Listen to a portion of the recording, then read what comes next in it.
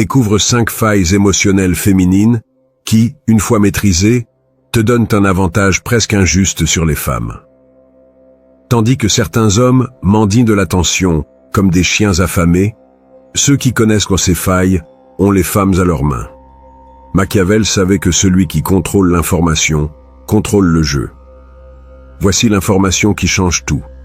Ce sont des faiblesses émotionnelles si profondes qu'elles sont ancrées dans leur ADN et quand tu les maîtrises, elles ne peuvent pas résister, même si elles essaient. Alors, aime cette vidéo et allons à l'essentiel. La première faille émotionnelle que tu dois maîtriser est la plus puissante de toutes, l'addiction à la validation. Et quand je parle d'addiction, je ne fais pas d'exagération. C'est littéralement une dépendance chimique. Chaque fois qu'une femme reçoit un compliment, un message, un regard admiratif, son cerveau libère de la dopamine. C'est le même produit chimique que celui généré par la cocaïne, mais en dose moindre. Mais voici le détail que la plupart des hommes ne comprennent jamais. Comme toute drogue, la validation perd son effet si elle est administrée en permanence. As-tu remarqué comment les femmes les plus belles sont souvent avec des hommes qui les traitent avec indifférence? Ce n'est pas un hasard. C'est de la chimie pure. Quand tu bombardes une femme de compliments constants, son cerveau s'habitue à cette dose de dopamine. Elle devient tolérante. Ce qui l'enthousiasmait auparavant l'ennuie maintenant. Mais voici la partie intéressante. Quand tu réduis cette validation, quand tu la rends rare, son cerveau entre en mode recherche désespérée. C'est comme lui retirer une cigarette à un fumeur. Elle a besoin de cette dose et fera n'importe quoi pour l'obtenir. Imagine que la validation soit comme un compte bancaire. Chaque compliment est un dépôt. Chaque moment d'indifférence est un retrait. Les hommes désespérés font des dépôts massifs, pensant ainsi gagner leur amour. Erreur fatale. Les femmes ont besoin d'un compte qui fluctue, qui les maintienne en haleine, se demandant quel sera leur prochain versement. La règle d'or est le principe 70-30. Montre de l'intérêt et de l'approbation 70% du temps. Garde 30% de mystère et d'imprévisibilité.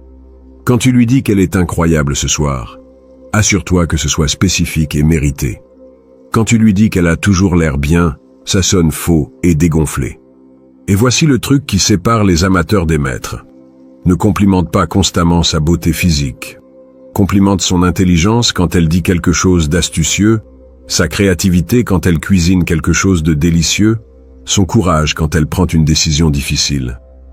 Ces compliments résonnent plus profondément parce qu'ils touchent son besoin de se sentir valorisée pour qui elle est réellement, pas seulement pour son apparence. Machiavel comprenait que le pouvoir ne vient pas de donner tout de suite, mais de gérer les ressources stratégiquement. La validation est ta ressource la plus précieuse avec une femme. Gère-la comme un investisseur avisé, pas comme un parieur désespéré. Mais attention, il existe une ligne dangereuse entre créer de l'intrigue et créer de l'insécurité. Si tu retiens trop de validation trop longtemps, tu ne créeras pas d'attraction, tu créeras du ressentiment. La clé est dans l'équilibre, en la maintenant suffisamment rassurée pour qu'elle se sente en sécurité, mais suffisamment affamée pour qu'elle en veuille toujours plus. Et au fait, si cette information t'ouvre les yeux autant que je le pense, abonne-toi à la chaîne. Ce sont des secrets que la plupart des hommes ne connaîtront jamais, et je vais partager avec toi les stratégies les plus profondes que j'ai découvertes au fil des années d'études. Ne manque pas ce qui vient, car attends de découvrir la deuxième faille émotionnelle. Elle est encore plus puissante que l'addiction à la validation, et elle concerne quelque chose que toutes les femmes désirent, mais qui paradoxalement les ennuie lorsqu'elles l'obtiennent. C'est le piège dans lequel tombent 90% des hommes sans même s'en rendre compte. Te souviens-tu de ce piège émotionnel dont je t'ai parlé? Le voici. Les femmes disent qu'elles veulent de la sécurité et de la certitude, mais leur cerveau s'enflamme avec l'incertitude. C'est la plus cruelle des paradoxes de la psychologie féminine. Pense-y un instant. Combien de fois as-tu vu une femme perdre de l'intérêt pour un homme qui lui accorde toute l'attention du monde, qui répond à ses messages instantanément, qui planifie chaque détail de leur vie? C'est comme si une clarté totale était du poison pour l'attraction. Il existe un phénomène psychologique appelé l'effet Zeigarnik. Notre cerveau est obsédé par les tâches inachevées, par les questions sans réponse. Les femmes ne sont pas différentes. Quand elles peuvent prédire chacun de tes mouvements, quand elles savent exactement à quoi s'attendre de toi, leur esprit se détend. Et un esprit détendu est un esprit ennuyé. Voici le secret que les hommes les plus attirants connaissent instinctivement. Tu dois révéler ta vie comme si c'était une série télévisée captivante. Donne suffisamment d'informations pour la maintenir accrochée, mais laisse toujours des questions sans réponse. Il y a toujours un « à suivre » dans l'épisode suivant. La règle d'or est simple. Montre 70% de qui tu es. Garde 30% dans l'ombre. Je ne parle pas de mentir ou de créer une fausse identité. Je parle de doser stratégiquement l'information sur toi. Quand elle te demande ce que tu as fait aujourd'hui, donne-lui quelques détails intéressants, mais pas toute l'histoire. Quand tu parles de tes projets futurs, partage ta vision, mais pas chaque étape du parcours. Machiavel comprenait que le pouvoir résidait tant dans ce qui était révélé que dans ce qui restait caché. Un prince qui montrait toutes ses cartes perdait sa capacité de manœuvre. Une femme qui peut te lire complètement perd l'incitation à explorer qui tu es réellement. Mais voici la différence cruciale entre le mystère et la manipulation. Le mystère authentique vient d'une vie riche et intéressante qui a naturellement des couches. Si tu dois inventer des histoires ou créer un drame artificiel, tu es sur la mauvaise voie.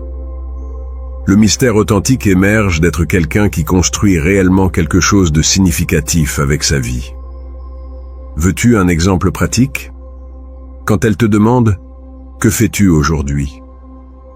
Au lieu de lui donner un rapport détaillé de chaque activité, tu peux dire « J'ai eu une réunion intéressante qui pourrait changer certaines choses pour moi. » Et puis tu changes de sujet. Son esprit se demandera immédiatement « Quelle réunion? Quelle chose? Comment cela va-t-il l'affecter ?» Ou quand tu parles de ton travail, n'explique pas chaque détail de ta routine quotidienne. Partage ta passion pour ce que tu fais. Raconte une anecdote intrigante, mais laisse-la devoir te poser des questions si elle veut connaître les détails. Elle découvre qui tu es. Elle ne lit pas ta biographie complète. Le véritable pouvoir de cette faille émotionnelle s'active lorsque tu combines l'incertitude avec des moments de révélation authentique. C'est comme donner à quelqu'un assoiffé une gorgée d'eau, mais pas la bouteille entière. Chaque révélation la satisfait temporairement, mais la laisse avec plus de soif de te connaître. Et voici le moment parfait. Tu as environ 90 jours pour prouver que tu es quelqu'un qui vaut la peine d'être découvert. 90 jours pour prouver que ton mystère n'est pas vide, mais qu'il est soutenu par une véritable substance. Après cette période, si tu n'as pas prouvé une valeur authentique, le mystère devient frustration. Mais quand tu maîtrises ce paradoxe, quand tu apprends à être transparent sans être prévisible, intéressant sans être évident, accessible sans être disponible, quelque chose de puissant se produit. Elle commence à investir de l'énergie mentale en toi. Elle commence à se demander sur toi quand tu n'es pas là. Elle commence à te chercher au lieu que tu la cherches. Cependant, il existe une troisième faille émotionnelle encore plus profonde que les deux précédentes. Et celle-ci est la plus dangereuse de toutes, car elle touche quelque chose de si instinctif dans la nature féminine que lorsque tu l'actives correctement, elle peut créer une obsession qui dure des années. Elle concerne quelque chose que toutes les femmes nient publiquement, mais qui les consume en privé. Voici cette vérité que les femmes n'admettront jamais en public. Rien n'active plus leur intérêt pour toi que de savoir que d'autres femmes te désirent. C'est leur instinct de compétition le plus pur et le plus sauvage. Observe cela pendant une semaine. Regarde comment l'attitude d'une femme envers un homme change lorsqu'une autre femme s'intéresse à lui. C'est comme si un interrupteur s'allumait dans son cerveau. Tout à coup, cet homme qui était auparavant juste un ami devient quelqu'un qui mérite d'être conquis. Pendant des milliers d'années, les femmes ont évolué pour identifier et rivaliser pour les hommes de valeur supérieure. Et l'un des signes les plus clairs qu'un homme a de la valeur, c'est que d'autres femmes le reconnaissent comme tel. C'est comme un système de validation sociale automatique. Si d'autres femmes le veulent, il doit y avoir quelque chose de spécial en lui.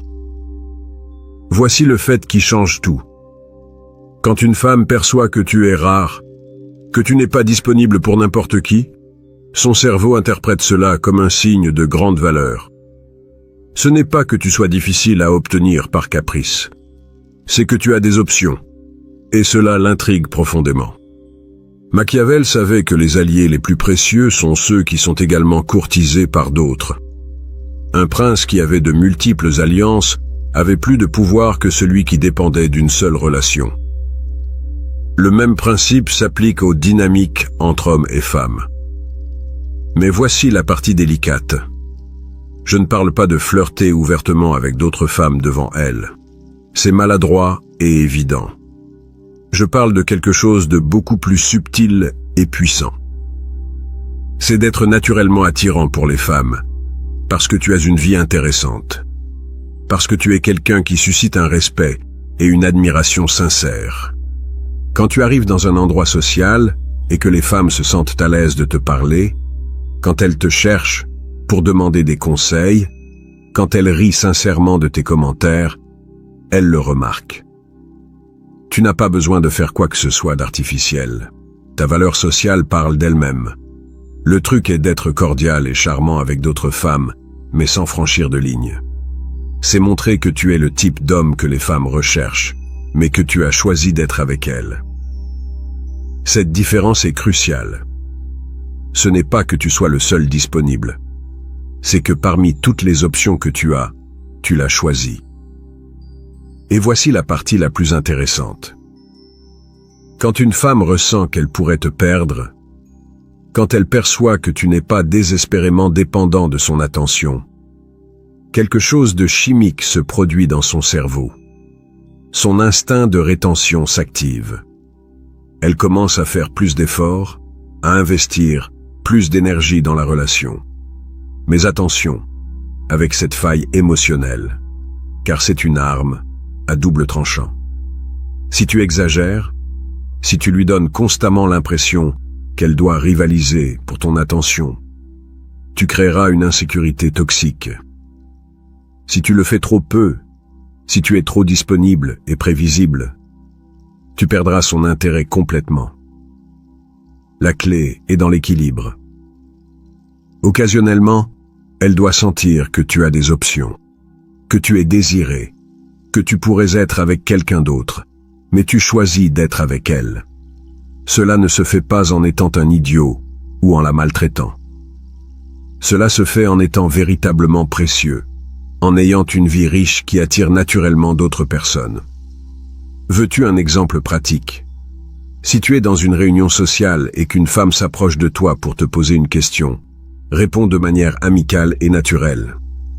Ne l'ignore pas pour montrer ta loyauté, mais ne flirte pas non plus pour susciter la jalousie.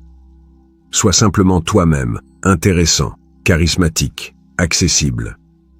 Elle observera comment d'autres femmes réagissent à toi, et cela alimentera sa perception de ta valeur. Un autre exemple, quand tu parles d'un problème, ne deviens pas son thérapeute personnel disponible 24 heures sur 24. Écoute-la, soutiens-la, mais garde ta propre vie et tes propres priorités. Cela lui montre que tu es une ressource précieuse, pas un service gratuit. Jusqu'ici, nous avons exploré 3 failles émotionnelles puissantes. L'addiction à la validation, la paradoxe de l'incertitude et l'instinct de compétition. Chacune de ces failles peut changer dramatiquement la façon dont les femmes te perçoivent et te répondent. Mais les 2 dernières failles que je vais te révéler sont les plus profondes et sophistiquées. Ce sont celles qui séparent les hommes ordinaires de ceux qui comprennent réellement la psychologie féminine à un niveau maître. Et la quatrième faille concerne quelque chose que toutes les femmes recherchent désespérément, mais que très peu d'hommes savent comment fournir correctement. Voici les 2 failles émotionnelles les plus dévastatrices que tu peux maîtriser. Elles sont si puissantes qu'une fois que tu les comprends, tu ne te rapporteras plus jamais aux femmes de la même manière. La 4e faille est le leadership émotionnel. Et voici la différence cruciale que 95% des hommes ne comprennent pas. Les femmes n'ont pas besoin que tu les sauves de leurs problèmes. Elles ont besoin que tu sois leur ancre émotionnelle pendant les tempêtes. Quand une femme te parle d'une mauvaise journée au travail, son instinct n'est pas que tu résolves le problème. Son besoin le plus profond est de sentir qu'il y a quelqu'un de solide, calme et stable à ses côtés. Quelqu'un qui ne vacille pas quand elle vacille. Machiavel comprenait que le véritable pouvoir ne réside pas dans le contrôle de chaque situation, mais dans le maintien de son calme, tandis que les autres perdent le leur. Un leader qui demeure serein pendant les crises inspirait confiance et loyauté. Avec les femmes, le même principe s'applique de manière amplifiée. Voici l'erreur que commettent la plupart des hommes. Quand elle est stressée, ils deviennent stressés. Quand elle est anxieuse, ils deviennent anxieux. Quand elle a peur, ils paniquent en essayant de tout réparer. Ils réagissent au lieu de diriger. Le leadership émotionnel signifie que ton état interne ne dépend pas de son état interne. Si elle rentre à la maison frustrée, tu restes calme. Si elle s'inquiète de quelque chose, tu gardes la perspective. Pas parce que cela ne t'importe pas, mais parce que quelqu'un doit être la roche sur laquelle elle peut se reposer. Mais voici la partie la plus importante. Il ne s'agit pas d'être froid ou déconnecté. Il s'agit d'être la présence apaisante dont elle a besoin. Quand elle te parle de son problème, au lieu de sauter immédiatement aux solutions, tu dis quelque chose comme « Cela semble vraiment frustrant. Dis-moi plus sur ce qui s'est passé. » Tu montres que tu peux gérer ses émotions sans être submergé par elles. Tu crées un espace sûr où elle peut s'exprimer sans sentir qu'elle doit porter aussi tes réactions émotionnelles. Et voici la 5e et dernière faille. La personnalisation psychologique. C'est la plus sophistiquée de toutes, car elle nécessite que tu comprennes vraiment la femme spécifique devant toi. Toutes les femmes ne sont pas les mêmes. Certaines sont plus sensibles à la validation, d'autres à l'incertitude, d'autres à la compétition. Ton travail est d'identifier quelle est sa faiblesse émotionnelle dominante et de personnaliser ton approche en fonction de cette faiblesse. Comment fais-tu cela? En observant. Si elle cherche constamment ton approbation, si elle te demande comment elle se présente, si elle a besoin de confirmation sur ses décisions, sa faille dominante est la validation. Administre tes compliments stratégiquement. Si elle veut toujours savoir ce que tu penses, si elle se frustre quand tu ne réponds pas immédiatement, si elle te pose beaucoup de questions sur ton passé ou tes projets, sa faille dominante est l'incertitude. Garde ce 30% de mystère qui la maintient accrochée. Si elle mentionne constamment d'autres femmes, si elle te demande au sujet de tes ex, si elle devient jalouse quand tu parles à d'autres femmes, sa faille dominante est la compétition. Assure-toi qu'elle se sente choisie, mais pas trop sûre d'elle. La clé est de ne pas appliquer les mêmes techniques à toutes les femmes, comme si elles étaient des robots. Chacune a sa propre configuration émotionnelle, sa propre histoire, ses propres insécurités et forces. Mais voici le point fondamental qui sépare les hommes éthiques des manipulateurs. L'objectif n'est pas d'exploiter ces failles pour contrôler ou blesser. L'objectif est de les comprendre pour se connecter plus profondément et créer des relations plus satisfaisantes pour les deux. Quand tu comprends que son besoin de validation vient de profondes insécurités, tu ne la juges pas pour cela. Tu l'aides à se sentir plus sûre d'elle de manière authentique. Quand tu comprends que son besoin de certitude vient d'expériences passées où elle a été blessée, tu ne joues pas avec cette vulnérabilité. Tu la rassures de manière authentique. Ces failles émotionnelles ne sont pas des défauts que tu dois exploiter. Ce sont des caractéristiques humaines qui, lorsque tu les comprends et les honores, te permettent d'être l'homme dont elle a vraiment besoin. Pas l'homme qui la contrôle, mais l'homme qui la comprend si profondément qu'il peut l'aimer de la manière dont elle a le plus besoin d'être aimée. Et quand tu parviens à cela, quand tu combines toutes ces failles émotionnelles avec une véritable intégrité et un véritable développement personnel, quelque chose de magique se produit. Tu ne gagnes pas seulement son attraction, tu gagnes son respect. Tu ne captures pas seulement son intérêt, tu captures sa loyauté. Tu ne conquiers pas seulement son cœur, tu conquiers son âme. Mais maîtriser ces failles n'est que le début. Le véritable pouvoir vient de leur application avec sagesse, avec éthique et avec un véritable engagement envers ton propre développement en tant qu'homme. Maintenant, tu connais les 5 failles émotionnelles qui te donnent un avantage injuste. Validation, incertitude, compétition, leadership émotionnel et personnalisation psychologique. Mais souviens-toi, ces armes sont inutiles si tu ne travailles pas à devenir l'homme qui mérite de les utiliser. Ta tâche est simple, choisis une faille et maîtrise-la pendant les 7 prochains jours. Observe comment tout change lorsque tu comprends l'esprit féminin mieux qu'elle-même. Si cette connaissance t'a transformé autant que je l'espère, abonne-toi et partage dans les commentaires un conseil qui pourrait aider d'autres hommes. Le pouvoir partagé se multiplie. Le jeu ne fait que commencer.